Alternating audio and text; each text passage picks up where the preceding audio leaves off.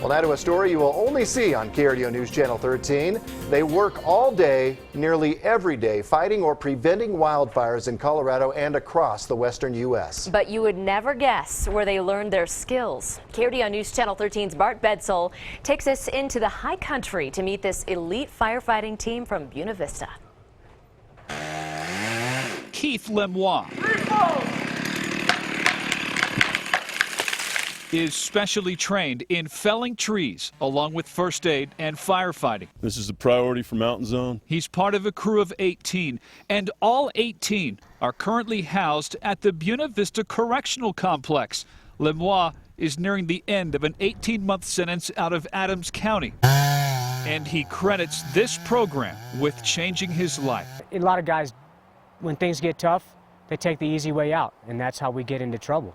And so this has taught me a lot about myself, that I can persevere. Lemois is one of 184 inmates across Colorado who applied to join the Juniper Valley Fire District, and one of only 20 accepted.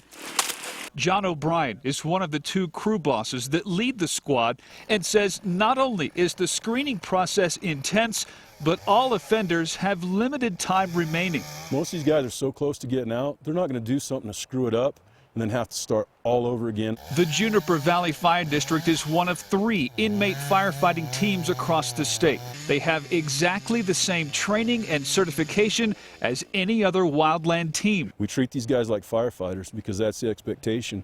We set the standard very high. On this day near Poncha Springs, they're cutting a fire line that will help stop a future fire in its tracks.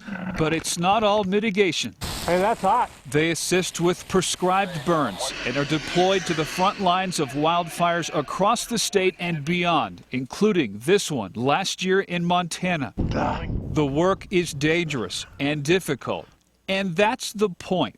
Whatever habits that we have now, that's going to be the habits that we have when we return to the community. We're going to walk out of here at the end of the day, and these guys are going to be able to look around and see what they've done. They're going to see what hard work feels like. So a lot of these guys haven't had those father figures that says, hey, this is how you do things. This is how you live life. This is the right way of doing it. Completing those assignments leaves a mark.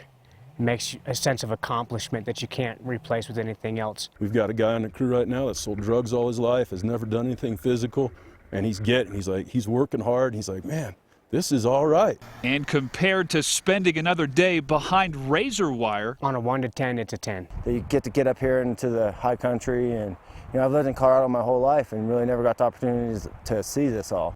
a few of them plan to continue firefighting after their release, including Lemois. I've worked hard and I've proven myself to guys in the fire community and on my crew that matter.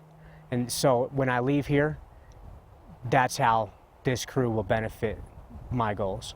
For the rest of the crew, their leader's goal is to never see them back in prison again. Every now and then I'll get a phone call from one of these guys that was on the crew years ago saying, hey, O'Brien, guess what, man, I'm out, I'm doing good. And that's what makes it all worthwhile.